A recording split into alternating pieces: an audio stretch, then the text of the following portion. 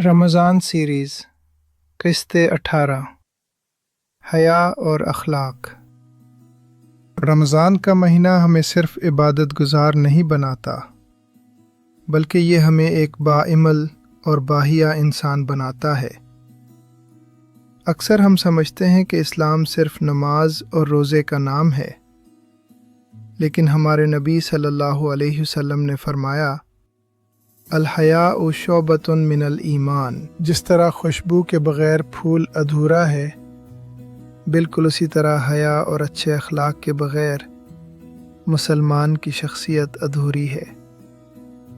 رمضان series کی اس 18ویں قسط میں ہم بات کریں گے اس صفت پر جو مومن کا اصل زیور ہے اور جو قیامت کے دن میزان میں سب سے وزنی ہوگی۔ حیا کا عام مفہوم صرف نظریں جھکانا سمجھا جاتا ہے، لیکن حیا کی حقیقت بہت گہری ہے۔ حیا کا مطلب ہے اللہ کے سامنے شرم محسوس کرنا۔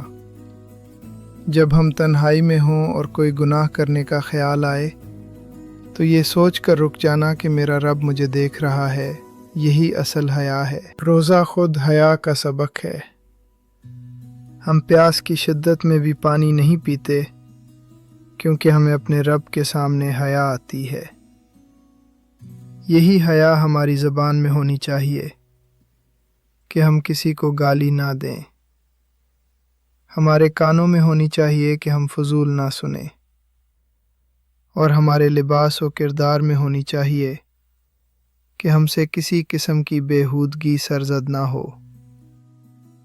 حیا انسان کو ہر اس کام سے روکتی ہے جو اسے اللہ کی نظر میں گرا دے۔ ایک شخص دن بھر روزہ رکھتا ہے، رات بھر نفل پڑھتا ہے، لیکن اس کا اخلاق اچھا نہیں، وہ لوگوں سے تلخ کلامی کرتا ہے، تو اس کی عبادات بے جان ہیں۔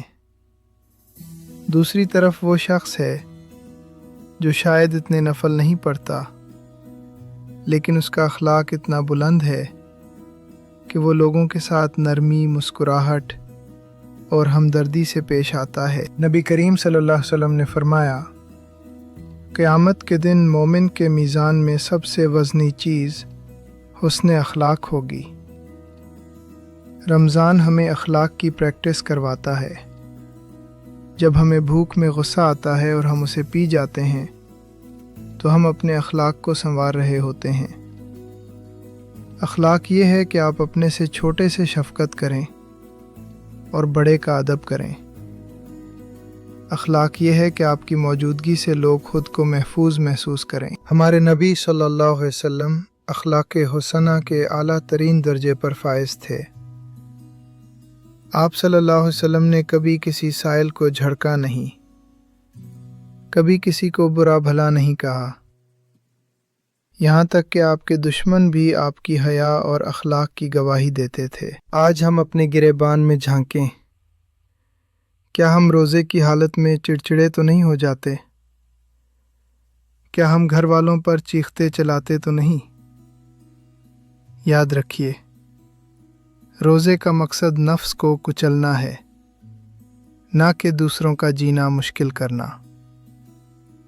جس نے رمضان گزارا اور اس کے اخلاق میں بہتری نہ آئی، اس نے رمضان کی روح کو نہیں پایا۔ حیا اور اخلاق انسان کو فرشتہ صفت بنا دیتے ہیں۔ آج افطار کے وقت اور عام گفتگو میں اپنی زبان میں مٹھاس لائیں، ہر ایک سے مسکرا کر ملیں اور اپنی حیا کی حفاظت کریں۔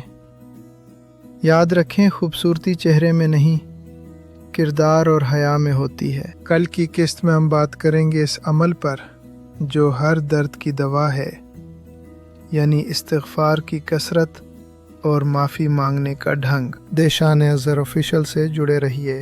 اللہ نگہبان۔